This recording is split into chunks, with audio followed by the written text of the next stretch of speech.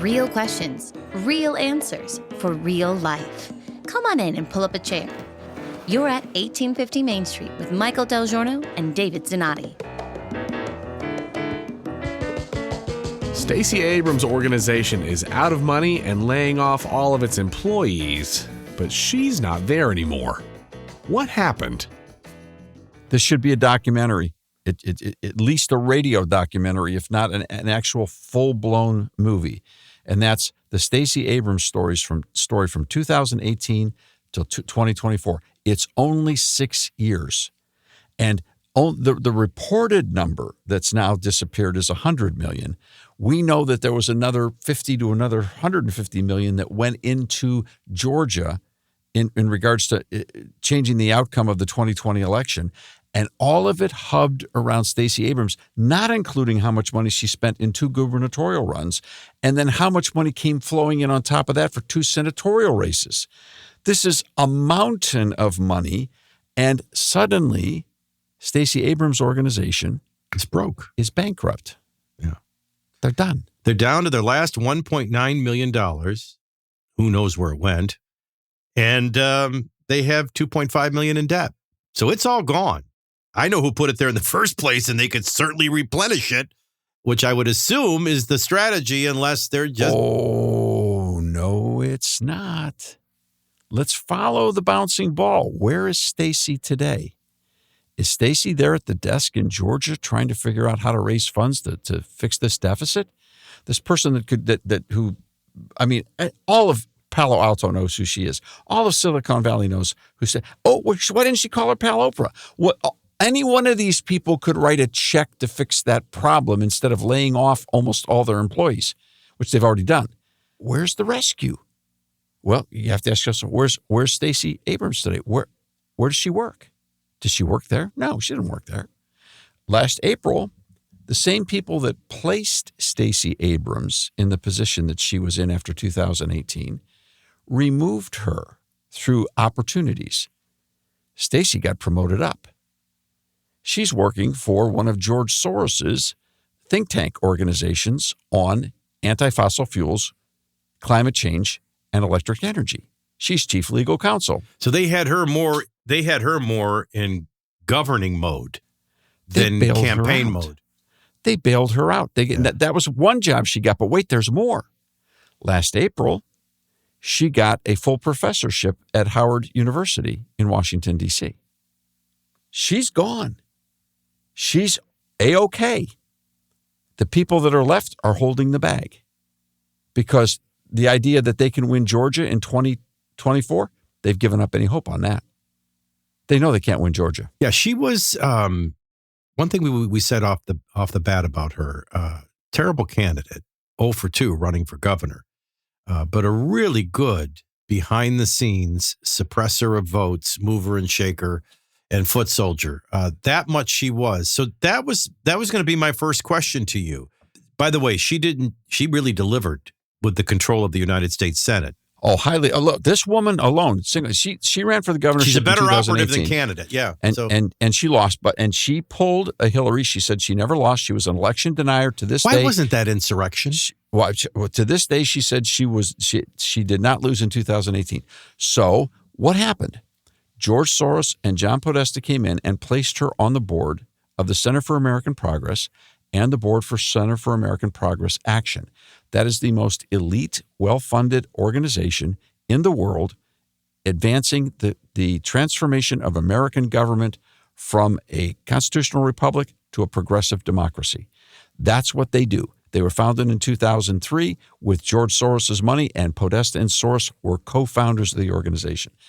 Stacey Abrams got picked up from that loss and placed in that extraordinary company. So was Ron Klain placed in that same company. Ron Klain went on to be chief of staff, but he was also, by the way, he was involved in the shadow campaign to save the democracy too. Of course he was. All right. So then Stacey comes back out, and now it's 2020. They move her back into Georgia. They pour hundreds of millions of dollars into Georgia, most into the 5 counties of Atlanta, and Stacey Abrams is now the person, and she delivers. She delivers Georgia, for Biden, she delivers 2 Senate seats. Think about that. Stacey Abrams and her organization, with Soros's money, won the White House, and they won control of the Senate. That's amazing. You think her days as a candidate are done? That part I don't know. All right, but she served the purpose that they had for her. And then all of a sudden, it looks like the money stopped. So they got involved in 2 big lawsuits. They sued True the Vote, and they lost. They sued True the Vote for voter harassment based on federal voter laws, and they lost. They lost in the courtroom of an Obama-appointed judge. All right? And in the process, they spent $10 million to lose that. Okay, she lost another big lawsuit, and all of a sudden, the walls came closing in, and the floor fell out from under it. But nobody bailed them out. They bailed out Stacey, but they didn't bail out anything else. That tells you with absolute certainty that the Democrat machine, Soros and Podesta, know that the people of Georgia have had enough. They're not going to put up with it anymore. Not only did they reelect Kemp in 20, but they're done now. So they packed it up. They moved on, put Georgia on the red side of this map, which means it's no longer 7 or 8 states. It's 5 or 6 states. So that's very good news for the Republicans. And for 2 Senate seats that I think are going to be tough for them to hold on to in the future, especially one with a hoodie. Well, but yeah, but I'll tell you, yeah, but that one, the hoodie Senate seat isn't up in. No, it's got another this year in 2024. 4 years, right? Yeah, it's got another 4 years. The point is that this is if you follow the money and you follow the drama and you follow the documentary, this is Soros Podesta politics at its best.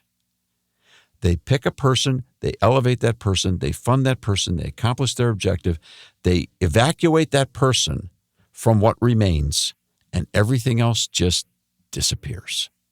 What was the board game that we used to play when we were young and it was war?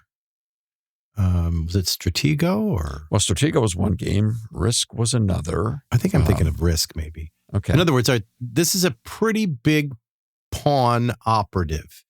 And if she's not in Georgia, and now and I doubt she's in a classroom at Howard University, I'm guessing that's a salary. I don't know. All I know it's a very prestigious professorship she's been But getting, I mean, so she moves on the strategy board to what? Because I never take this woman lightly, not from her track record. So where is she on the ground doing damage? Right now, she's being paid back well for her service and protected from any of the consequences of the organization that she ran. And to protect those above her that funded it. And so I'm pretty certain they'll bring her back. Now, it would be an interesting change. Well, there's a lot of, you're right. Speculating on her future, who knows? But I think, again, if some conservative organization somewhere could think through the ramifications. I mean, wouldn't it be wonderful if the unibrow single-party media of America would actually run a documentary and explain how all of this was pure politics, pure money? I mean, if the Republicans were doing this, and they are, you know that when they get caught, it'll be upon every newspaper, et cetera, and the deep money and the Koch brothers and blah, blah, blah, blah, blah, and all those. But this is fingerprints of Soros and Podesta all over the place.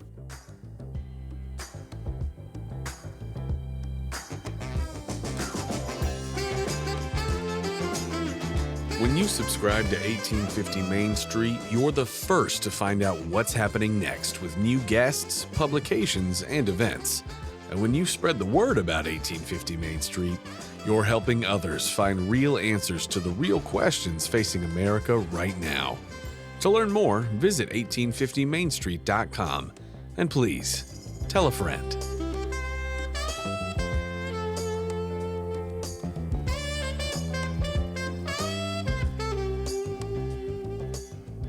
when you go from the shadow campaign to save democracy to, well, don't forget the deal that was cut in South Carolina with Biden to what she pulled off on the ground in Georgia, also probably pulled off through COVID and changing election laws without going through state legislatures. I mean, it's a heck of a documentary. It's one for the ages. You had texted me when I had brought this up and you said, well, that's about at least an hour. How would you condense all of this hour down into something that should get everyone's attention and show them where to take their curiosity and go and pursue more? Well, the endless, simple statement of follow the money is critical. There's an organization that has existed for a number of years called Influence Watch. It's that simple. Just do an internet search for Influence Watch. It's a division of labor of the Capital Research Center. Now, Capital Research Center is a nonprofit conservative think tank in D.C. I have no relationship with them. We've never spoken. We've simply used their materials through Influence Watch as one place where we get our information, and their reputation for fact-checking and honest disclosure is very, very high. Now, they are a conservative organization. You can learn more about how George Soros and John Podesta are seeking to dramatically control this country, and how they're funding it by simply going to Influence Watch. You look up the name Arabella Advisors, and you will find one of the deepest money troves of dark money in the world right there. And it's all Soros, Podesta, and their friends. You go to Center for American Progress. They'll give you a history on John Podesta like you can't believe. You go to Stacey Abrams. You can look these things up and you can find, and everything is documented in major media sources, and there's no hocus pocus here. I don't know what party they're in favor of, or any party. They're clearly conservative, and so they don't endorse candidates, but they are in. So that's one thing. You can get information and you can follow this, and then understand that nobody can trust the political parties. You can't. Now, you may have a great county party that you're a part of, whatever party you're, with Democrat, Republican, Independent. You may have a great local party. You may have a great state party. But when you take the conglomerate, when it comes to national politics, the Democrat and the Republican Party cannot be trusted. They are into one thing and one thing only, and that's the control of power and money. So maybe it's Arabella over there. Maybe it's Koch brothers over there. Maybe it's Center of American Policy there. What would be the right one for that? That would be the Council on National Policy on the right. All right. So they each have their star chambers. They each have their massive donors. They each have their agendas. They each bar the media from those meetings. They all have their hidden agendas. And then you get to the congressional leadership. Doesn't matter whether it's the Democrats or the Republicans. They're more interested in controlling power than they are of resolving any issue. You've talked endlessly, and I don't think you should stop talking about the national debt and the national deficit. You would think if there was anything that Republicans and Democrats can unite upon, is that we must stop this national debt. We've got to get control of this. They could care less. You would think if there was anything, they would say, for goodness sakes, we have enough laws on the book right now. If we just enforce the laws we have on the books, we could solve the immigration problem. Not the slightest interest. Those are two examples of two issues that pose a grave threat to all of our security that the political parties will not resolve until they find a way that their party can win seats and control through manipulating the issue. Forget resolving the issue for the country. They're more interested in the power than they are in the life of the nation. Are you fascinated by the fact that here in America, if you take what we've said in the last 15 minutes alone, there is zero awareness in the United States of this. There is 100% awareness of this in Iran, in Russia, in China, in North Korea. You see, our enemies, the reason why they don't bomb us, the reason why they're not initiating a war with us, they are thoroughly convinced that we're just a few blinks of an eye away from destroying ourselves. But I mean, and they get it and we don't, and it's happening to us. That's breathtaking to me. And I can tell you, I have a lot of I have conversations every week on the air with Lieutenant Colonel James Carafano, but I've had many conversations with he and others and even those above him. And I can tell you, our enemies are counting on our self-destruction. So much so that they don't feel a need to chime in. Just keep kicking the can.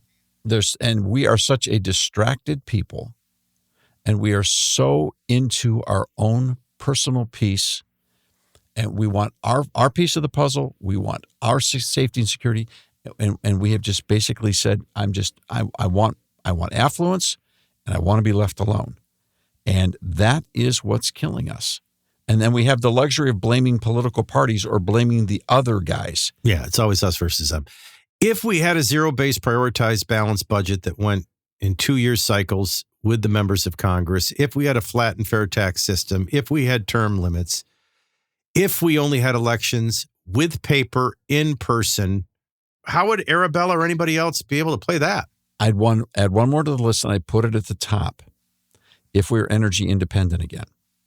Because our biggest vulnerability right now in the Middle Eastern conflict is the fact that somebody drops a missile, somebody drops a bomb, and our gas prices spiral because we're right back to where we were under Jimmy Carter in regards to energy.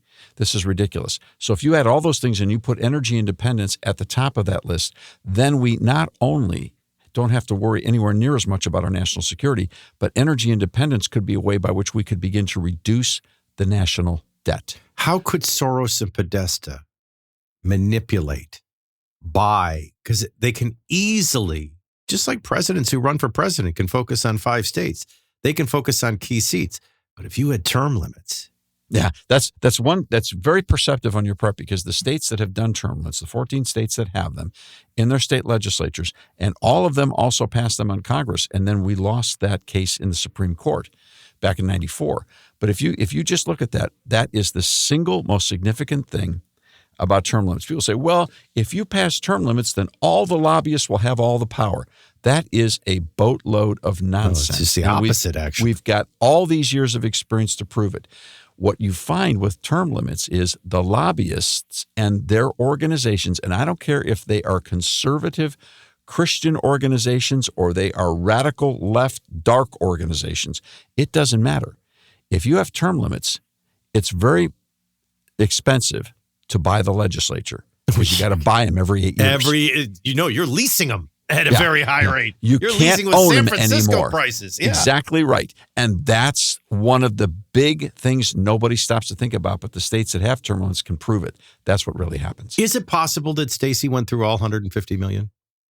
Do you think we're ever going to find out? Some people were making some exorbitant salaries. I mean, I know she got bailed out. I know they got her out of the burning building before it imploded.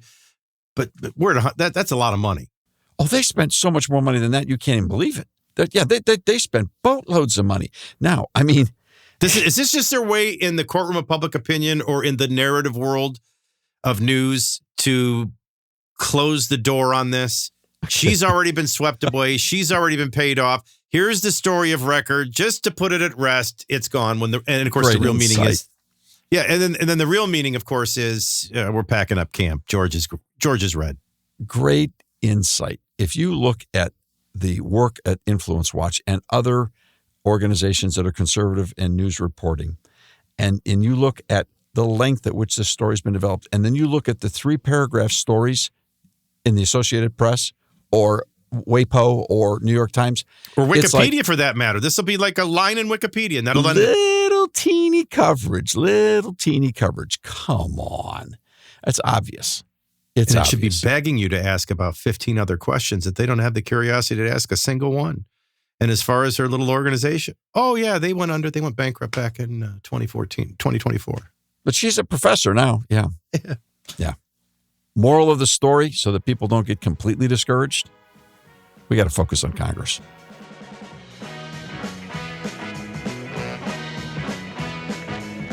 The conversations are just getting started. To get connected, check out 1850mainstreet.com. We don't data mine anyone or sell your information. Subscribe today so you don't miss a single conversation. We'll see you next time here at 1850 Main Street.